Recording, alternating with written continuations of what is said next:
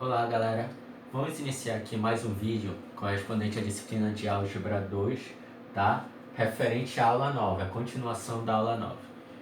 Bom, no vídeo passado, no vídeo anterior, correspondente ainda à aula 9, o primeiro vídeo, a gente definiu um subespaço vetorial. Então hoje nesse vídeo a gente trouxe 3 exemplos para a gente verificar quais desses 3 exemplos eles são subespaços vetoriais. Então olha lá. Antes da gente iniciar, vamos relembrar o que é o subespaço vetorial. Então, para isso, eu tinha que considerar o quê? Tinha que considerar um conjunto V qualquer, tá? Onde esse conjunto V ele é um espaço vetorial. Ou seja, se ele é um espaço vetorial, aqueles 8 axiomas, os 4 da adição e os 4 da multiplicação, foram validados aqui para esse conjunto V. Todos foram verdadeiros. Então agora, se eu tenho um conjunto S, um subconjunto S, um conjunto S que é um subconjunto de V, tá? Então, para esse S aqui ele ser um subespaço vetorial, a gente tinha que verificar 3 propriedades. Então, para S ser um subespaço vetorial, a gente tinha que verificar as seguintes propriedades. Quais são? Esse conjunto S, ele tinha que ser diferente do conjunto vazio, tá? Se eu tivesse U e V que pertence a S, ou seja, os vetores U e V que pertencem a S, então U mais V também tinha que pertencer ao subconjunto S. E se a gente tem um elemento alfa que pertence aos reais, então, e um vetor U que pertence a S, então o alfa vezes U também tinha que pertencer a S. Então, verificando esses 3 casos, e se todos os 3 forem verdadeiros, esse subconjunto S é um subespaço vetorial de V. Tudo bem? Então, vamos aqui para nossos exemplos. Então, primeiro, eu tenho um subconjunto dos reais W1, onde ele é dado por xy, que pertence ao R2, tal que o y é igual ao dobro de x. Então, o que a gente tem aqui? Antes da gente começar a desenvolver essas 3 propriedades, a gente precisa verificar o gráfico para a gente entender melhor como é que funciona essa função aqui. Então, ó, o gráfico da função 2x, aqui eu tenho x, aqui eu tenho y, o gráfico vai ser esse aqui, ó, é uma função linear, tá? Polinomial do primeiro grau, onde ele passa exatamente na origem, tudo bem? Então, se eu tenho aqui que o x ele é igual a 1, então o y ele vai ser igual a 2, porque tem que ser o dobro de 1, tudo bem? Bom, o que a gente percebe? Só analisando o gráfico, a gente já consegue perceber que é verdadeiro o quê? Que essa função, tá? Ela tem pelo menos um elemento, ou seja, ela é diferente do vazio, porque ela passa onde? Na origem. Então ela tem um elemento neutro, tá? Então olha lá. Então primeiro a gente precisa verificar se o W1 ele é diferente do vazio. Como? Vamos analisar o vetor nulo, que é 0, 0. Então se esse vetor nulo ele pertence ao W1, a gente tem o quê? Que se aqui é o x e aqui é o y, então a gente vai ter que o 0, que é o y, tem que ser igual ao dobro do x. Que isso aqui é 0, 0. Então ó, a gente consegue perceber que isso aqui é verdadeiro. Ó. Ok. Então o vetor nulo ele faz parte do conjunto W. Então isso aqui ó, é verdadeiro. W1 é diferente do conjunto vazio. Ele possui pelo menos um único elemento, que é o elemento nulo. Tá? Vamos para o segundo. O segundo qual é? Que se eu tiver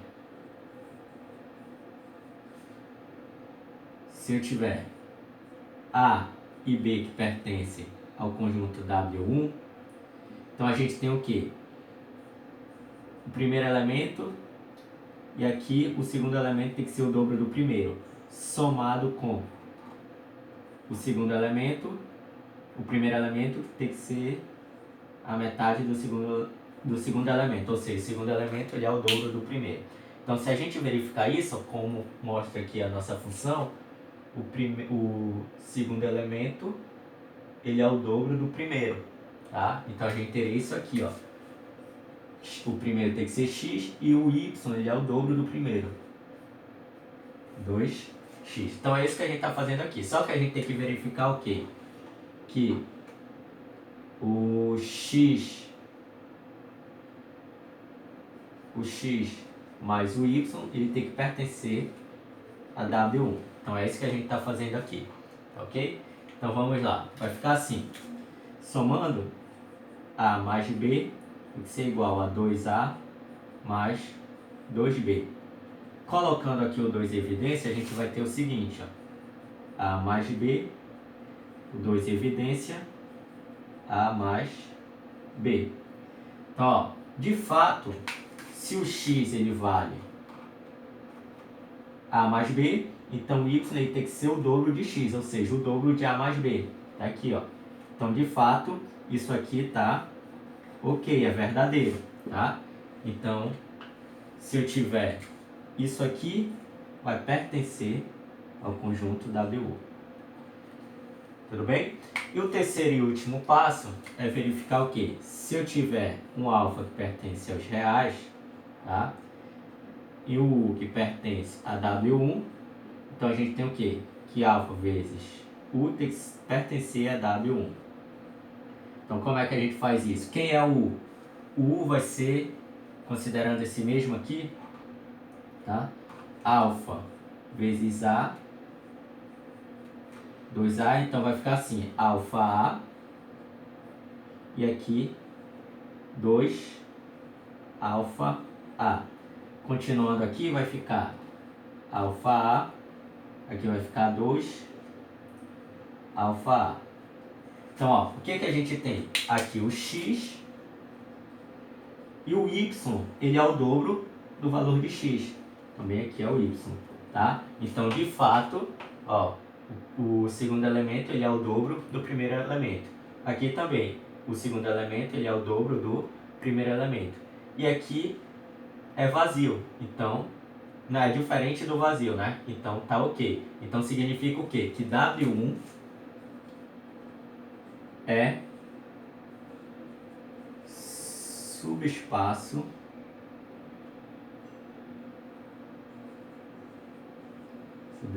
vetorial. Ok?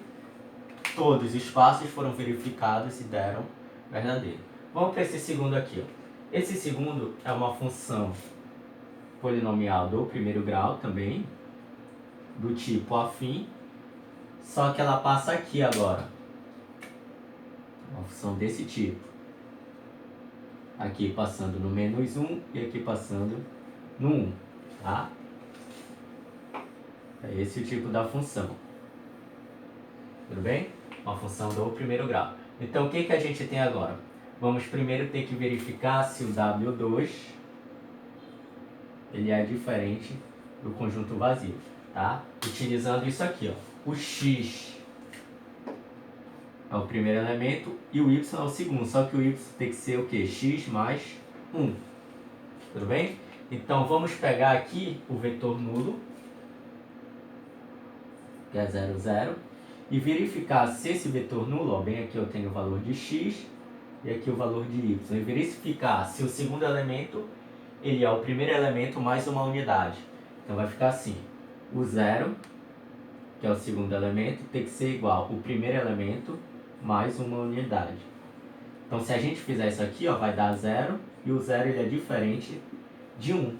Então isso aqui não é verdadeiro, ó, tá? O 0 não é igual a 1. Só ajeitar aqui, ó. Isso aqui vai dar 0 é igual a 1. Isso aqui não é verdadeiro. O 0 ele é diferente de 1. Logo, se ele é diferente de 1, o vetor nulo ele não faz parte dessa função. Então significa o quê? Que essa função ela pode ou não ser um subespaço vetorial. Para isso a gente tem que verificar um outro caso, que é o elemento simétrico. Como é que funciona? Se eu tiver aqui, primeiro elemento, por exemplo, o elemento x, Então, o próximo elemento ele tem que ser o quê? Menos x mais 1, tá? Ele tem que ser menos x mais 1. Então, o que acontece? Vai ficar o seguinte, a gente vai ter o x tem que ser igual. Tem que ser igual a quem?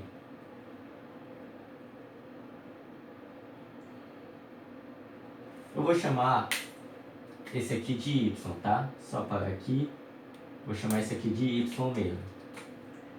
Então, ó, o x, esse aqui, ele tem que ser o quê? Ou esse elemento y, ele tem que ser o x mais uma unidade. Então, vai ficar como? X, próprio y, mais uma unidade. Só que a gente tem que fazer o quê? Eu quero verificar se o elemento simétrico ele faz parte desse conjunto aí. Então, ó, se o elemento simétrico ele fizer parte desse conjunto, tá? A gente tem o seguinte, ó, que se eu tiver aqui o menos 1, então o primeiro, que é o x, o segundo, que é o menos 1, tá? Menos 1, ele tem que ser igual ao primeiro elemento mais uma unidade. Então vai ficar menos 1 é igual a 1 mais 1 é igual a 2. Ó, isso aqui é falso, tá? Esse aqui não é igual a esse, eles são diferentes. Então aqui a gente consegue verificar que o elemento simétrico, ó, um positivo outro negativo, não vai verificar essa função bem aqui, ok? Logo a gente consegue concluir que o W2 ele não é subespaço vetorial, tá? Ele já falhou na primeira propriedade aqui, ó. O subespaço vetorial ele tem que ser diferente do conjunto vazio. Aqui ele já falha, verificando o elemento nulo e o elemento simétrico. Nenhum dos dois foram verdadeiros. Vamos para o terceiro. O terceiro é uma função polinomial do segundo grau. Então, é uma função, ó, desse tipo aqui. X e y forma uma parábola. Então, o que a gente tem? Que quando x for igual a 1, então o y também tem que ser 1. Quando x for igual a menos 1, então o y também tem que ser igual a 1. Tá? Então, essa é a função. Ela passa na origem. Então, a gente já consegue perceber que se ela passa na origem, ó, que nem essa aqui, o primeiro caso, que tem que ser um vetor, um conjunto diferente do vazio, ali, então, esse caso está ok, ó, porque o vetor nulo ele vai ser verificado ali e vai ser verdadeiro. Então, olha lá, verificando o primeiro caso, né, o W3 tem que ser diferente do do conjunto vazio. Então, ó, se eu pegar o vetor nulo, 0, 0, então o que a gente tem? Que o segundo elemento, ó, a gente tem isso aqui, ó. O primeiro elemento é x, então o segundo tem que ser o quê? O primeiro elevado ao quadrado. Tá? Então é isso que a gente tem que verificar. O primeiro elemento é o 0 e o segundo elemento também é o 0. Então a gente tem o seguinte, ó, que o primeiro elemento, que é 0, ele tem que ser igual ao o segundo elemento, que é o 0, tá? Ele tem que ser igual ao primeiro elemento, que também é o 0, elevado ao quadrado. Então isso aqui vai dar 0 e 0. Então aqui a gente consegue verificar que deu ok quando a gente parte do vetor nulo, tá? Então aqui o W3 realmente ele é diferente do conjunto vazio. Agora a gente precisa verificar os outros dois. Se eu tiver U e V, então U mais V tem que pertencer ao subconjunto S. Se eu tiver alfa pertencente aos reais, então U vezes alfa tem que pertencer ao subconjunto S. Então vamos verificar o segundo, que é referente à adição. Então se eu tenho aqui, ó, seja A e B pertencente a S, a W3, então a gente tem o seguinte, ó. Então eu tenho aqui A e A ao quadrado, referente à nossa função aqui, somado com B, B ao quadrado. Então aqui, quando a gente somar isso, o primeiro elemento ele tem que ser o quê? O segundo elemento ele tem que ser o quadrado do primeiro elemento, tá? Então vai ficar assim. Somando, ó, vai ficar A mais B. E aqui vai ficar A ao quadrado mais B ao quadrado. Então o que a gente consegue perceber? Ó? O segundo elemento ele é o quadrado do primeiro elemento? Não, porque se eu pegar o primeiro elemento e elevar ao quadrado, ó, A mais B elevado ao quadrado, isso aqui é diferente de A ao quadrado mais B ao quadrado. Não é verdade. O A mais B elevado ao quadrado, ele vai ser o quê? O quadrado do primeiro mais 2 vezes o primeiro vezes o segundo mais o quadrado do segundo. Então, ó, isso aqui é diferente disso. E isso aqui não aparece bem aqui, ó. Tá? Não aparece aqui. Então, nesse caso aqui, na adição, o segundo elemento ele não é o quadrado do primeiro. Então, isso aqui não pertence ao vetor W3. Logo, a gente tem o quê? Que W3 não é subespaço vetorial. Ok? W3 ele não é um subespaço vetorial, porque ele falhou aqui na segunda propriedade. Ó, W3 não é um subespaço vetorial, W2 não é um subespaço vetorial, porque ele já falhou na primeira propriedade, onde ele tinha que ser diferente do vazio. O único que é subespaço vetorial é o W1, que verificou as três propriedades com sucesso, onde eu tinha que ter o dobro do primeiro elemento. Então, ó, verifiquei o vetor nulo, verifiquei a adição, realmente deu o dobro, e verifiquei a multiplicação por escalar, que também deu o dobro do primeiro valor. Tá? Então aqui eu trouxe esses 6 exemplos para a gente tentar verificar como é que funciona quando a gente tem determinado conjunto e a gente quer saber se esse conjunto ele é um subespaço vetorial. Tá? Espero que eu tenha tirado algumas dúvidas sobre a definição de subespaço vetorial com esses exemplos. Tá? Então na próxima aula a gente vai resolver algumas questões do livro. E é isso, pessoal. Tá? Obrigado, até a próxima.